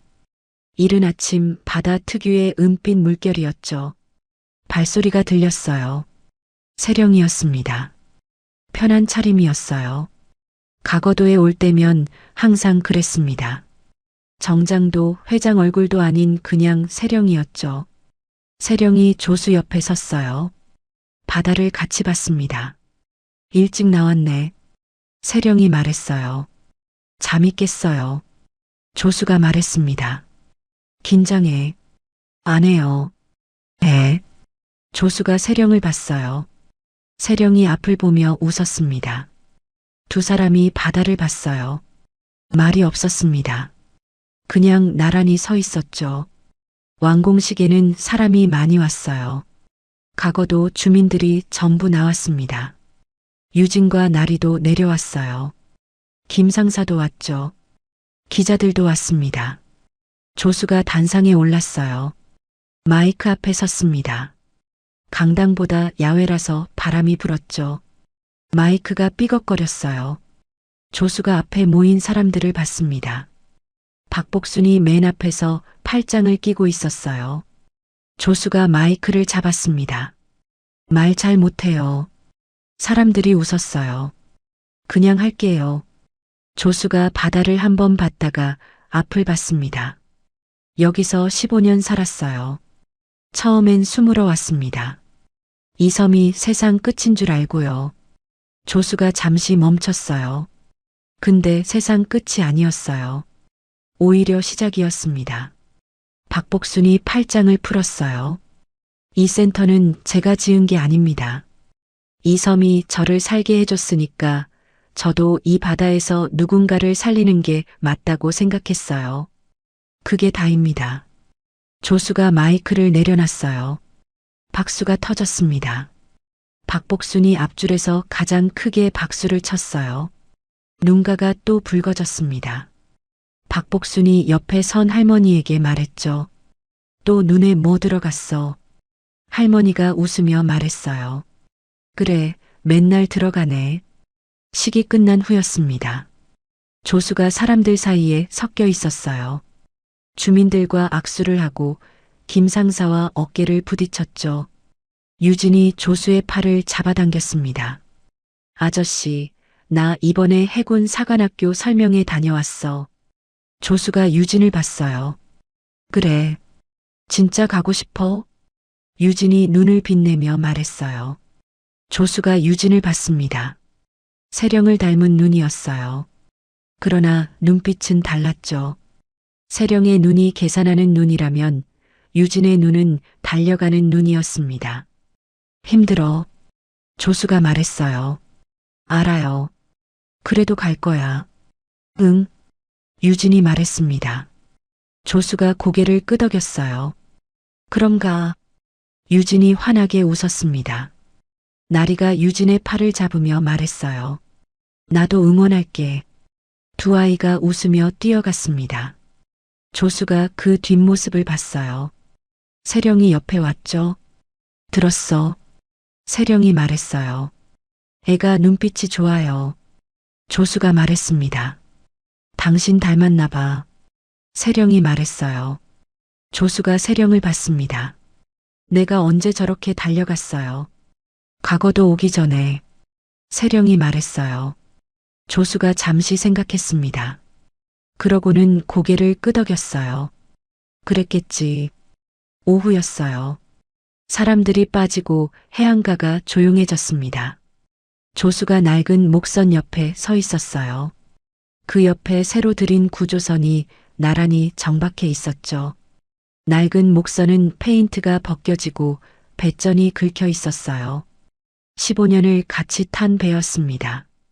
조수가 그 배전에 손을 얹었어요. 세령이 옆에서 구조선을 봤습니다. 저거 타기 싫어. 조수가 새 구조선을 가리키며 말했어요. 왜? 낯설어요. 세령이 낡은 목선을 봤습니다. 이건 익숙하고. 예.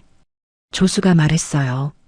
세령이 낡은 목선 배전을 손으로 짚었습니다. 조수의 손 옆이었죠. 둘 다 타면 되잖아. 조수가 세령을 봤어요. 세령이 바다를 보며 말했습니다. 옛날 거 버릴 필요 없어. 새 거 쓰면서 옆에 두면 돼. 조수가 세령의 말을 들으며 바다를 봤어요. 파도가 2배의 배전을 번갈아 적셨습니다. 조수가 말했어요. 당신 그 말 나한테 하는 거예요.